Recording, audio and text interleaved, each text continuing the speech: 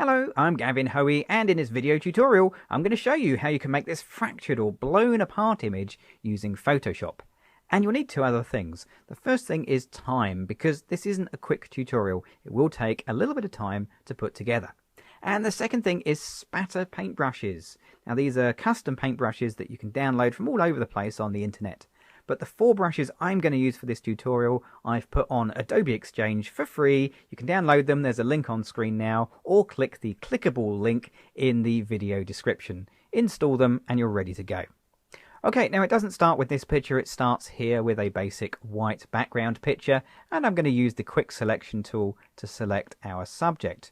Now, you don't have to have a picture on a white background, although it looks very clean doing it this way. Any picture will work, because we're going to make a selection and cut her out, okay? And any background will work as a result. Now, once you've made your selection, Command or Control J just to duplicate that selection and promote it as its own layer. So there we can see I've made a rough and ready cutout, and it is rough and ready. Right, let's switch that layer off. We don't need it for now. We will come back to that. And I'll go up to Layer, choose New, and Layer. We'll make a brand new layer. Let's call it White. Whoops, let's spell white properly. Helps look at the keyboard. There we go. So we've made an empty layer, nothing on it at all, and as you can probably guess, we're going to put some white in. So we're going to use paintbrushes, and we're going to use these special spatter paintbrushes that I've made specifically for this tutorial. And there are four to choose from. I'm going to start with number one. Seems like a good place to begin. You'll see it's really, really big. Now, we don't want it that big, so I'm going to go to Window, choose Brush, and we'll bring up the Brush panel. And on the brush panel here, I can choose a couple of things. First of all is size, which I'll take down to about 400 pixels, and spacing, which I'll take out to, what, about 80 to 90%, so there's plenty of gaps between the brushes. Then I'm going to jump to Shape Dynamics. It's my favourite one, this one.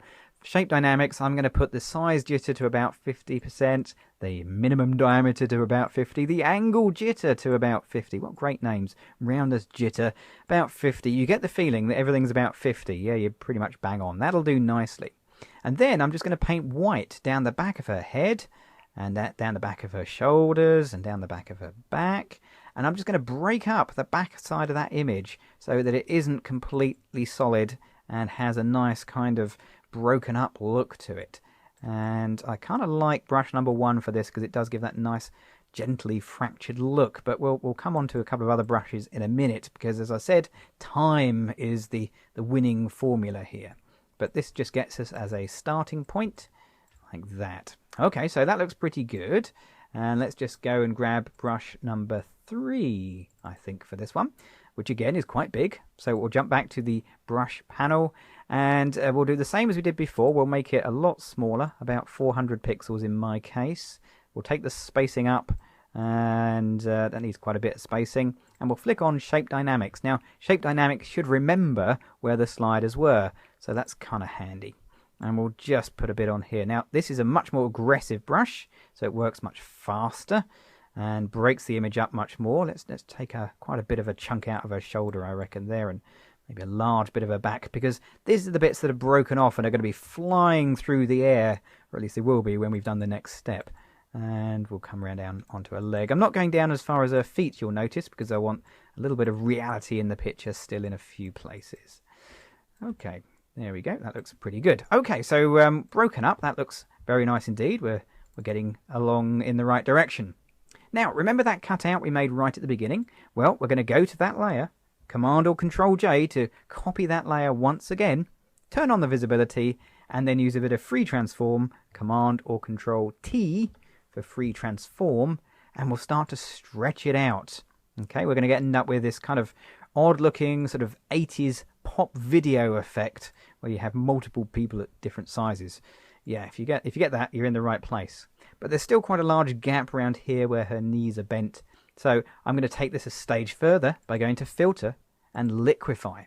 I love Liquify. It's a great fun filter because I can use the forward warp tool and just sort of warp it around. In fact, if you ever wanted a tutorial on how to make people look bigger, how to gain weight, then this would be a great tutorial for it. Don't think anybody really wants to gain weight. I think I'd personally rather lose it, but there we go. That looks okay. And whilst we're here, we'll kind of mush up the the picture a bit as well, because this is going to be, rather than a large person, it's going to be little bits of people of clothing flying through the air. So they're all going to be in slightly different positions. So we'll just kind of move things around and click OK. Now, that amount of distortion on a high resolution image like I'm using here is going to take a little bit of time to render. And there we go. So we now have a very large person and a very normal sized person. Let's hide the large person. Let's go up to layer, and we'll go to layer mask and then use a hide all layer mask. So that puts a black layer mask over the image, and we don't see the large person anymore because we're not going to see her all. We're only going to see bits flying off. And to do that, we need a paintbrush. And, well, not just any old paintbrush. It's going to be our spatter brush again. So let's go find that. And, well, we used 1 and 3 last time, so let's use brush number 2 this time round. Now, brush number 2 is great, but it all seems to be flying towards the right-hand side. So if I go back to the brush panel and go back to the brush tip shape, we have this little compass thing here. If I rotate the compass in the opposite direction, it rotates my brush. And I can rotate my brush any way I like. Let's make it a little bit smaller, like that, and we'll angle it up a little bit more. And with one click, making sure I'm working with white as my foreground colour, otherwise you won't see anything, I can have little bits flying off the back, like that. That works really well. Let's come down to her legs, and we'll do that again. We'll rotate it at a different angle and maybe make it a bit smaller, and boom, off they go. Okay, that works really nicely. Let's get another brush. Let's go for number 4. We haven't used that one yet. And again, we'll make the brush a little bit on the smaller side. And let's give it a bit of a twist. And we can just add in a couple of bits here and make it a little bit bigger. Boom, and out they fly. Okay, so we can have all these little bits flying around all over the place, which is really nice. Perhaps we can have a little bit up by her head like that. But it is quite solid at the moment. If I go in and have a closer look here, these parts are very, very solid, where that white we painted in before is much more fractured. Well, we can deal with that as well. So we'll go back to the paintbrush and we'll make sure we have black as our foreground colour this time. And I'll choose brush number 1 because it has a nice kind of floaty feel. And with brush number 1, all I need to do is rotate it, I think. Let's put it 90 degrees to where it was before. And with a few clicks, I can just break up those solid areas into much smaller lumps. If I go in close, you'll actually see what I'm doing. Let's just do this bit at the back here. We'll get the brush, and it's quite big, but with one click you can see that it kind of breaks up those solid lumps into much smaller chunks, and it gives a much more fractured feel. So I'm happy with that, but the bit I'm not happy with is this white band running through her back. Well, that's going to be on the layers again, so let's go find the layer in question. And I'll make sure it's activated. That's the white layer there. I'll go up to layer, choose layer mask, and this time I'll put a reveal all one. So that's a white layer mask. Again, let's go in closer so you can see what I'm doing on your screen. Here we go. And we'll get a paintbrush, and we'll use the same brush. Why not?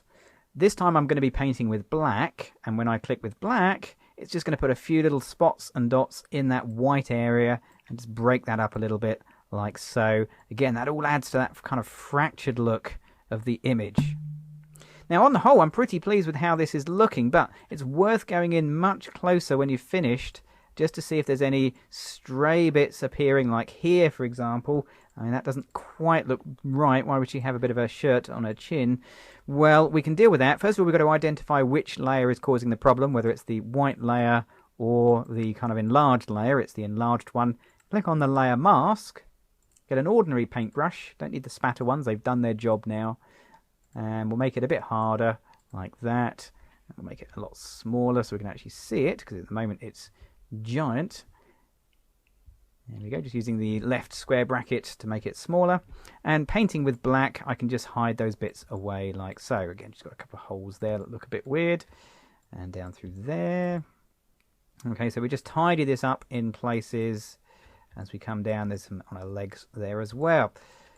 Similarly with the white areas, if it's got any areas of white that you don't want, you can deal with those and take them out by selecting the white layer and working on the layer mask there. Okay, that looks pretty good. Quite happy with that. Last thing to do, remember that layer that's just sitting there turned off? Well, let's make that visible and let's drag it between the white and the enlarged layers so it fits in the middle.